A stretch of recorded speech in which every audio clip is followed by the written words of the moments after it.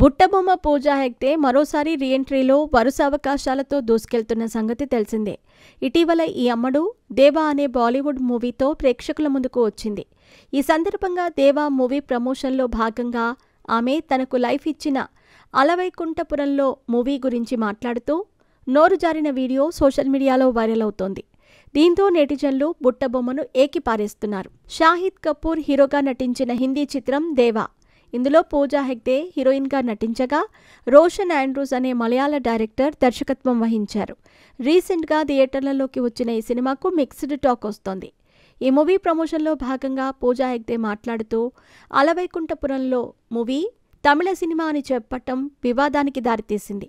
పూజా హెగ్డే మాట్లాడుతూ అలవైకుంఠపురం అనే తమిళ cinema pan India లెవెల్లో రీచ్ అయ్యింది. అలాగే డీజే మూవీ నార్త్లో కూడా సూపర్ హిట్ టాక్ తెచ్చుకుంది అంటూ చెప్పుకొచ్చింది. దీనికి సంబంధించిన వీడియో సోషల్ మీడియాలో వైరల్ అవుతూ ఉండగా అల్లు అర్జున్ ఫ్యాన్స్ పూజా హెగ్డేను ట్రోలింగ్తో పాటు ఓ ఆట ఆడుకుంటున్నారు. Pooja Hegde కెరీర్లోనే biggest block buster అంటే ముందుగా గుర్తొచ్చే మూవీ అలవైకుంఠపురంలో. త్రివిక్రమ్ శ్రీనివాస్ దర్శకత్వంలో రూపొందిన ఈ మూవీలో అల్లు అర్జున్ హీరోగా నటించారు. ఇక ఈ మూవీ తర్వాత పూజా హెగ్డేకి విపరీతమైన పాపులారిటీ దక్కింది. ముఖ్యంగా ఆమెను దేశవ్యాప్తంగా ఉన్న మూవీ లవర్స్ ముద్దుగా బుట్టబొమ్మ అని పిలుచుకోవటం మొదలుపెట్టారు. అప్పటిదాకా యావరేజ్ సినిమాలు చేసిన పూజా కెరీర్కి ఈ మూవీనే మంచి బూస్ట్ ఇచ్చింది. బ్లాక్ బస్టర్ హిట్ని ఇచ్చింది.